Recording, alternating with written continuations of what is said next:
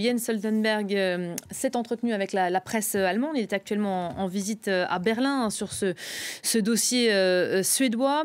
Il réagit également ce matin à la requête formulée par plusieurs États européens de livrer des armes lourdes à l'Ukraine. Eh bien, le patron de l'OTAN se dit ce matin confiant sur cette livraison prochaine. Une solution sera bientôt trouvée, estime-t-il aujourd'hui. Varsovie a officiellement formulé tout à l'heure à Berlin une demande d'autorisation de livrer des Léopard 2 à Kiev. Pour le moment, l'Allemagne n'a pas encore donné son feu vert, hein, vous le savez.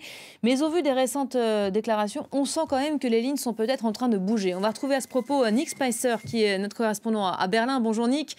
Le ministre allemand de la Défense vient de nouveau s'exprimer ce matin. Il estime que les Alliés peuvent commencer, dit-il, à former les Ukrainiens à utiliser des chars Léopard. Expliquez-nous. Eh bien, pour le citer, il a dit qu'il encourageait les alliés qui disposaient de chars Léopard 2 à commencer à former des soldats ukrainiens sur ces chars. Or, il faut souligner que le ministre de la Défense ukrainien a annoncé vendredi que les soldats ukrainiens allaient déjà partir en Ukraine pour suivre ces formations. Donc on a vraiment l'impression que les Allemands essaient de donner l'impression d'un mouvement qui est difficile à mesurer, étant donné qu'une décision, les décisions n'ont pas été prises sur les deux questions principales. Ça consiste à savoir si l'Allemagne va autoriser la réexportation de chars Léopard 2 de pays qui en possèdent et si l'Allemagne va elle-même exporter ces chars en Ukraine. On a vraiment l'impression ces derniers jours d'une incapacité de décider. Vendredi dernier, il y avait cette réunion, vous vous rappelez, des 14 pays donateurs d'armes en Ukraine en Allemagne. On pensait qu'il allait y avoir une décision de la part des Allemands. Or, il n'y a pas eu de décision. Dimanche dernier, la ministre des Affaires étrangères allemande a déclaré à la télévision française, je tiens à souligner ce serait possible d'envisager une exportation, une réexportation de ces chars.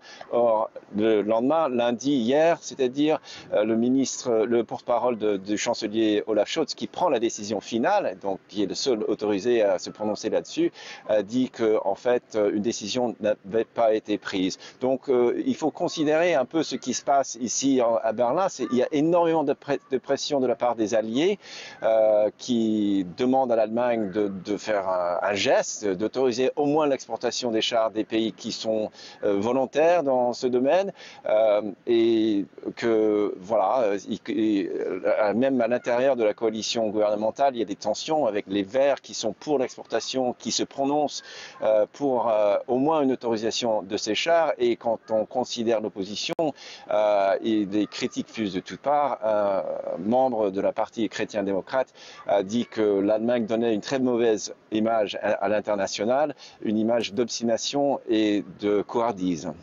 Merci beaucoup, Nick Spicer, en direct de Berlin. Après ces dernières déclarations, un autre à avoir réagi, c'est le Kremlin